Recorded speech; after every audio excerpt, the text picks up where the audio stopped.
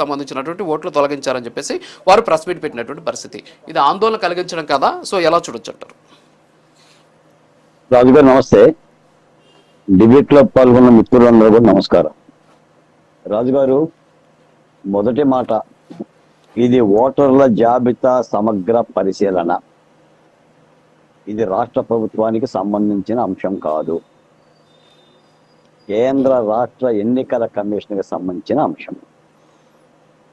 2, ఓటర్ల జాబితాలో ఇప్పుడు మీరన్నట్టుగా ఈ రఘురామరెడ్డి మాజీ ఎమ్మెల్యే లేదా దుష్యంత రెడ్డి, ప్రసన్న రెడ్డి, మీరే ప్రశ్న వేశారు, మీరే సమాధానం కూడా చెప్పారు. ఒక్కొక్కరి పేరు మీద 2 ఓట్లు 3 ఓట్లు ఉంటే తొలగించకపోతే ముద్దు పెట్టుకుంటారా?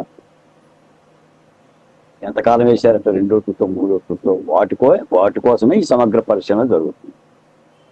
రెండో మాట ఏంటంటే, ఒకవేళ 1/2 తప్పులు జరిగితే అది కూడా బిఎల్ఓల ద్వారా లేదా దానికి సంబంధించిన అధికారుల ద్వారా జరిగితే ప్రతి రాజకీయ పార్టీ అలర్ట్గా ఉండి పరిశీలించుకొని వివిధ రూపాలు ఉన్నాయి.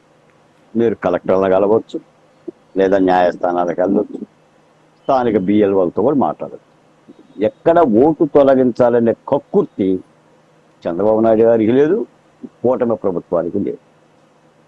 మూడో మాట, మీరు ఒక మాట పెట్టారు, ఇక సర్దుకోవాల్సిందేనా అని. ఎస్, సంస్థాగత ఎన్నికల్లో రేపు వైసీపీ పార్టీ సర్దుకోవాల్సిందే. దానికి ఓటమి భయం పట్టింది. నేను మాట్లాడుతా రాజుగారు, పశ్చిమ బెంగాల్ గురించి మాట్లాడుతున్న జగన్మోహన్ రెడ్డి గారు, తమిళనాడు ఎన్నికల గురించి మాట్లాడుతున్నాడు. ఆయన పరిపాలనా కాలంలో సంస్థాగత ఎన్నికల్లో, స్థానిక ఎన్నికల్లో వెలగబెట్టిన తీరు ఏంటంటే, ఆ రోజు తెలుగుదేశం పార్టీ ఎన్నికల్లో పోటీ చేసిందా? ఎన్నికలకు దూరంగా ఉండాలని నిర్ణయం తీసుకుందా? 40 సంవత్సరాల రాజకీయ చరిత్ర కలిగిన తెలుగుదేశం పార్టీ చంద్రబాబు నాయుడు గారు ఒక ప్రజాస్వామ్య ప్రక్రియలో పాల్గొకోకుండా చేసి వికటట్టహాసం చేసింది జగన్మోహన్ రెడ్డి గారు కాదా? పరిచయలు తీసుకొని బాధారే, పోలింగ్ బూతులకు వచ్చారే, ఏకగ్రీవాలు చేసుకున్నారే. ఏకగ్రీవాలు అవుతాయి, ఏకగ్రీవాలు అవుతాయి అంటే ప్రజాస్వామ్యంలో తెలుగుదేశం పార్టీ పోటీ చేయకపోతే పోటీ చేస్తారు. ఇప్పుడు కొనుగోలు చేశారే అంటే నేను మాట చెప్తున్నానండి, ఎన్నికల ఓట్ల తొలగింపుకు పాల్పడాల్సిన పని ప్రభుత్వానికి లేదు. ఈ ప్రభుత్వం 2 ఏళ్ల పరిపాలనలో సమృద్ధిగా సంక్షేమ పథకాలను అమలు చేసింది. దాదాపు కేవలం పెన్షన్లకే 60,000 కోట్ల రూపాయలు ప్రభుత్వం ఇచ్చింది. మేము మా పథకాలను చెప్తాము, ప్రజలను ఒప్పిస్తాం. 2 ఏళ్ల ఇప్పుడు ఎన్నికల ప్రక్రియ గురించి మనం ఓట్ల సర గురించి మాట్లాడుతున్నాం, చేపిస్తున్నాం. ఎన్నికల ప్రచార సభ కాదు ఇది, సర గురించి మాట్లాడతామంటున్నాము. దాని గురించి మాట్లాడండి. అనేది ఎలా జరుగుతుంది, ఎలా జరగాలి, చేతులు కొట్టుకుని చంద్రబాబు నాయుడు పరిపాలన గురించి మాట్లాడతా కాపలా కాసుకోండి వెళ్ళి ఓట్లు అది మాట్లాడద్దు. సరి గురించి మాట్లాడతాం, సరి గురించి మాట్లాడతాం, రాజకీయాలు మాట్లాడతాం. లేదు. నేను ఒక్క మాటల్లో చంద్రబాబు నాయుడు పరిపాలన కొట్లాడండి. చంద్రబాబు నాయుడు పరిపాలన ఒక మాట మాట్లాడితే చాలండి. మీరు సర్వే వ్యవస్థ గురించి ఎలా ప్రజలు ఓటు నిలుపుకోవాలా అది ఆ జాగ్రత్త చెప్పండి. మీరు డైరెక్ట్ గా అడిగి వెళ్ళిపోయినారు. రాజుగారు నన్ను మాట్లాడనివ్వండి. గోపాల్ రెడ్డి గారు నేను చెప్తాను, ఒక్క నిమిషం సార్. గోపాల్ రెడ్డి గారు మీరు ఆగండి. బాలకోటి గారు సబ్జెక్ట్ మాట్లాడండి. సర్కి సంబంధించి ఏంటి అసలు మీ దగ్గర సభ్యత సంస్కారం?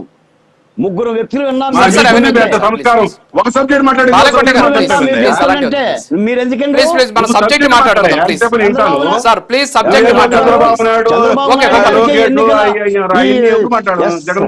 సార్ నివేదిక సంబంధం ఏంటంటే రాజుగారు నేను అడుగుతున్నా. బాలకోట గారు మాట్లాడండి సార్. బాలకోట గారు సర్ ప్రక్రియ గురించి చంద్రబాబు నాయుడు గారికి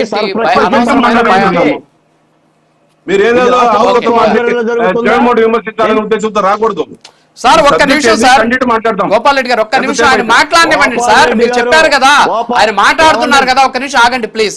బాలకోట గారు రాజుగారు జగన్మోహన్ రెడ్డి గారు చెప్పిన మాట అండి, సర్పై అత్యంత అప్రమత్తంగా ఉండాలి.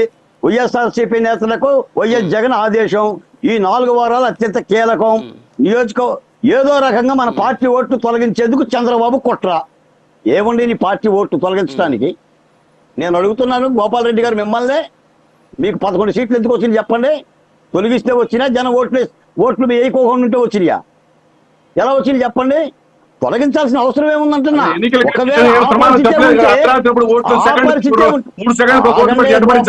గారు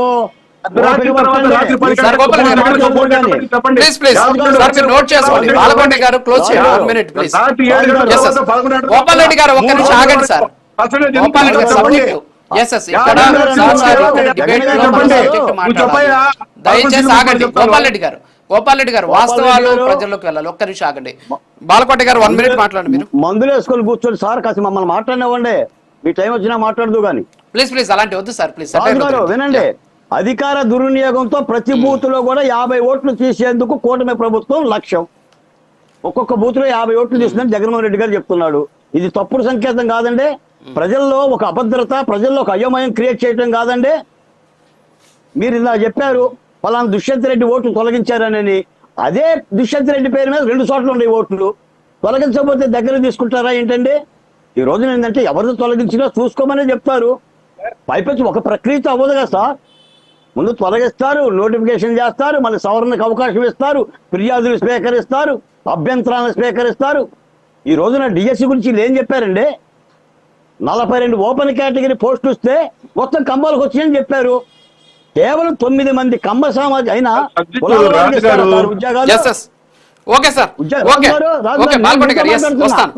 మీతో మాట్లాడుతున్నా. మతాల వారీగా ఇస్తారా ఉద్యోగాలు? ప్రతిభ ఆధారంగా ఇస్తారా? ఓపెన్ కేటగిరీ అయినా అంటే వీళ్ళు చేస్తున్న అబద్ధం ప్రచారం. సార్ మీద కూడా అలాంటి ప్రచారమే చేస్తున్నారు. కూటమి ప్రభుత్వానికి ఆ ఉద్దేశమో లేదు.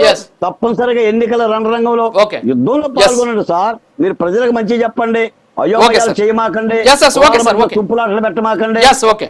కాబట్టి తప్పనిసరిగా తప్ప సర్ మీద మాత్రం ప్రభుత్వానికి ఎలాంటి చాలా చంద్రబాబు నాయుడు ప్రభుత్వంలోనే సర్ మీద కూడా సక్రమంగా జరుగుతుందండి. ఓట్లు తొలగించే బుద్ధి చంద్రబాబు నాయుడు గారికి చెప్పారు కదా. ఓకే సార్, చర్చ ఒక్క నిమిషం సార్ ప్లీజ్. పోతిరెడ్డి కృష్ణకాంత్ గారు.